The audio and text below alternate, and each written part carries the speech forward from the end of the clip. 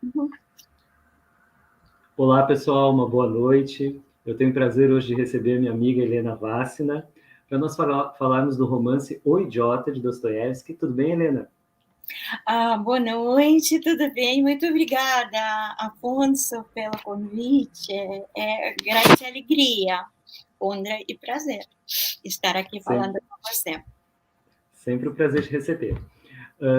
Bom, eu pediria que você se apresentasse, se alguém ainda não te conhece.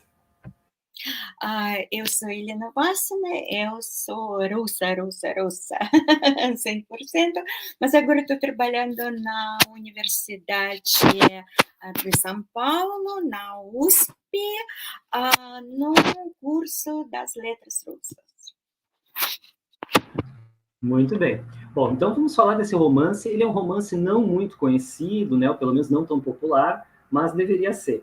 Vamos começar pelo título, né? O Idiota. O que ele quis dizer com esse título? E ele escreveu, parece, o Príncipe Cristo, né? Nos rascunhos. Fala um pouquinho desse título para a gente, por gentileza. Uhum. Ah, realmente, em comparação com o Crime e Castigo, e também com os Irmãos Karamazov, talvez não seja o romance mais lido fora da Rússia, mas, ao meu ver, é o melhor romance de Dostoiévski. Dostoiévski começou a escrever esse romance em 1867, logo depois do seu casamento, segundo casamento, com Anna Snitkina, eles partem para a Europa. Ele começou a escrever esse romance na Suíça. E nos primeiros rascunhos de Dostoiévski, ele escrevia: vai ser o romance sobre Príncipe Cristo.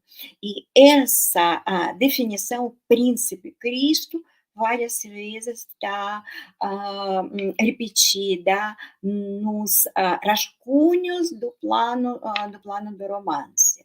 E a ideia principal não é de Dostoiévski, como ele próprio formula isso numa carta à sua sobrinha, Sofia Ivanova. Ele diz que ele quer escrever um romance sobre a personagem, pessoa absolutamente bela.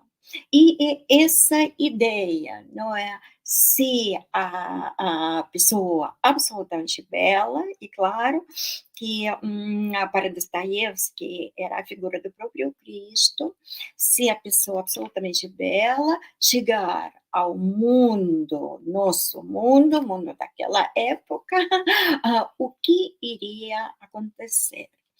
E, pelo incrível que pareça, já na segunda etapa do trabalho de criação desse romance, aparece esse título, O Idiota, porque esse príncipe Cristo, essa pessoa absolutamente bela, é chamada por todos por idiota.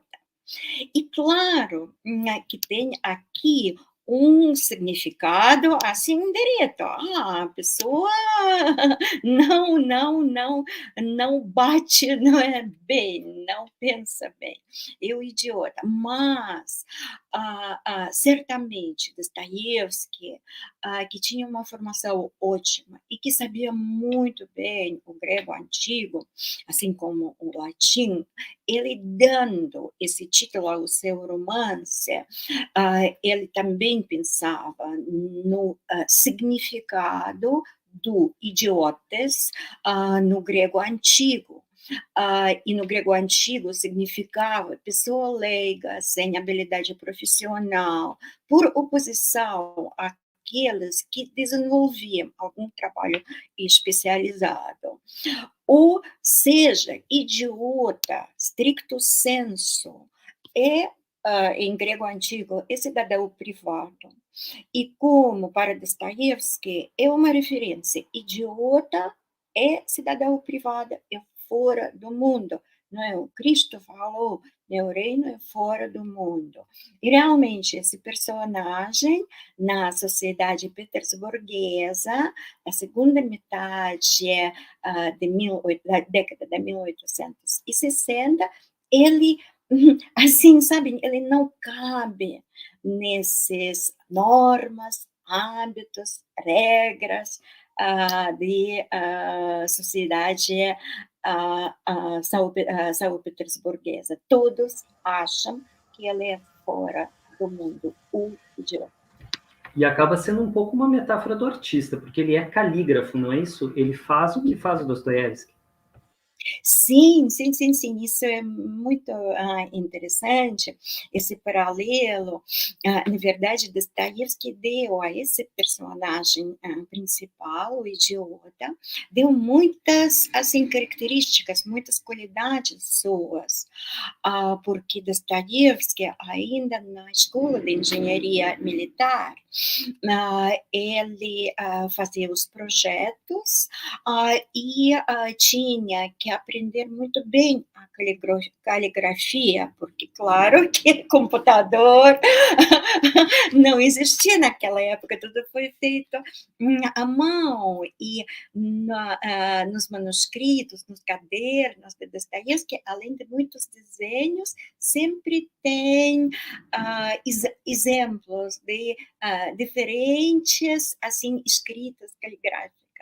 E o príncipe Mishkin, ele também tem essa habilidade, esse dono. E, certamente, Afonso, como você comenta, qualquer artista, não é? Qualquer criador, ele sempre está fora do mundo também. Ele é sempre do ponto de vista, não é, da sociedade, das pessoas, assim, sabe? Pequenos burgueses caretas, ele é sempre idiota. Que interessante. Bom, essa sociedade de 1860 na Rússia, uma sociedade de muitas mudanças, 61 vai ter emancipação, né? Queria que a senhora falasse desse contexto onde é um contexto onde o capitalismo vai se consolidando. Sim, a Dostoiévski, ele volta para São Petersburgo depois dos trabalhos forçados, depois da prisão, exílio na Sibéria, em 1859. E daqui 2 anos acontece uma grande assim, reforma realizada de cima. O czar Alexandre II, ele proclama, isso foi em fevereiro de 61, a abolição de servidão. E sabe, na Rússia é sempre assim. Até lá, a Rússia foi aquele enorme país feudal, patriarcal, com todo o atraso, não é, feudal do regime de servidão. E, de repente, a servidão é abolida e a Rússia começa a se desenvolver com uma velocidade assim cósmica. E Dostoiévski fica muito assustado com isso, porque começa o desenvolvimento já de capitalismo, a revolução industrial na Rússia, é feita também, muito importante, reforma judicial, e no romance, em todas as obras de Dostoiévski, há muitas referências, não é, a essa reforma judicial de 64, com a nova figura do advogado, com o júri popular. Também as mulheres começam um processo muito intenso da emancipação da mulher, porque mulheres, eles, pela primeira vez, eles ganham o direito de se formar. Antes, as mulheres russas, pouquíssimas, eles tinham que ir para a Europa para estudar. Mas agora, em São Petersburgo, em Moscou, eles já podem se formar, eles saem de suas famílias, adquirem a independência, e o processo das mudanças é muito rápido e muito radical. E nos romances de Dostoiévski, no Idiota, no Crime e Castigo, Demônios, Irmãos Karamazov, há muitas referências a essas, sabem, mudanças, assim, drásticas, rápidas e, às vezes, muito caóticas, do ponto de vista de Dostoiévski. Vamos falar um pouquinho desses três amores. A senhora disse que o romance gira em torno de três amores. Que amores seriam esses? E também tem a frase que a beleza salvará o mundo, né? Uhum. Isso, sabem, sobre três amores, foi o próprio Dostoiévski que falou escrevendo o romance e assim anotando ideias, não é, temas que ele queria trabalhar. Ele diz que tem o amor como paixão espontânea, eu já comentei esse paixão, não é, de Ragozin, que é também autodescrição, num certo sentido, de paixão de Dostoiévski. Depois tem amor por vaidade. É um personagem ganha Ivaldin, Gavril Ivaldin, que quer se casar com Anastácia por causa do dinheiro. Depois ele quer se casar com Aglaya, é um homem muito pragmático, muito racional, que quer subir na vida de qualquer jeito. E ele entende que esse amor, casamento, não é pode trazer para ele muitas vantagens na sociedade, sabe, nessa escada social. E o terceiro amor que Dostoiévski anota é amor cristão, que é personificado no príncipe. E o amor cristão para Dostoiévski é amor com paixão, gratuito e incondicional. E é uma frase assim conhecidíssima de Dostoiévski, mas ele no romance ela é pronunciada por príncipe. A compaixão é a lei mais importante e talvez a única de existência da toda a humanidade.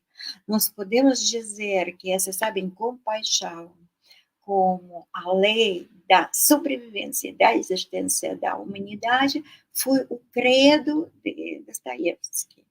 E eu espero que nós também, sabem, e todos os leitores de Dostoiévski também estão compartilhando esse fé.